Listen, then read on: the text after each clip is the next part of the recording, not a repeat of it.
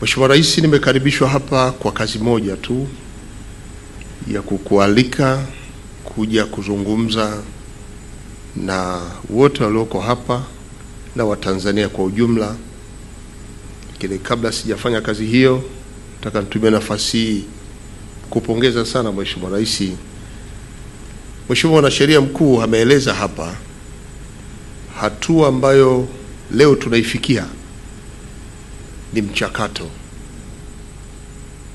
Mchakato huu ni mradi ambao umetumia fedha kukamilisha zoezi la kuweza kurekebisha sheria zetu. Ni zoezi ambalo kihistoria limekuwa linatekelezwa huko nyuma kwa kutumia fedha kutoka kwa taasisi za kimataifa ikiwemo na Benki ya Dunia.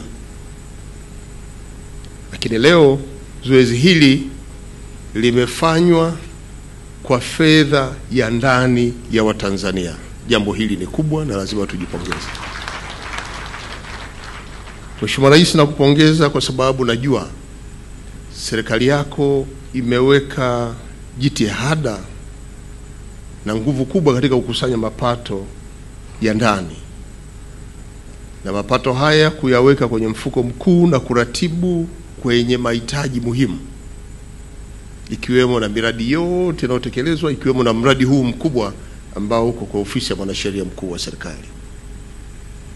Lakini la pili, nikupongeze Mheshimiwa Rais kwa sababu uwekezaji wako kwenye elimu na taaluma mbalimbali ni mkubwa sana kwa kipindi hiki cha awamu ya 6.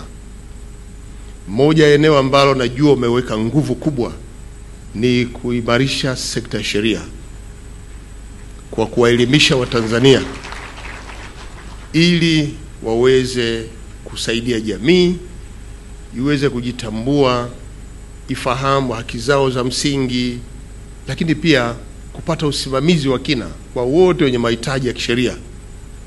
Hii ni pamoja na programu ambayo wewe mwenyewe umeidhamini ya Dr. Samia Legal Aid inayoendeshwa nchi nzima ya kuwasaidia Watanzania wenye uhitaji wa msaada wa kisheria wapate msaada huo bila malipo yoyote.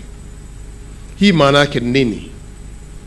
Leo zoezi linapoendeshwa nchi nzima ni kwa sababu kwenye taaluma hii tuna idadi kubwa ya Watanzania wamebobea. Na hata tulipokuwa tunaenda na mradi huu ambao miaka iliyopita tulikuwa tunachukua wataalamu kutoka nje ya nchi, na zoezi la mwisho la mwaka 2002 lilileta wataalamu kutoka Afrika Kusini. Mheshimiwa Rais, leo Watanzania tunafurahi kusikia kwamba zoezi hili ambalo lilikuwa linaleta wataalamu kutoka nje ya nchi, tumetumia wataalamu wetu wa ndani kufanya urekebu wa sheria.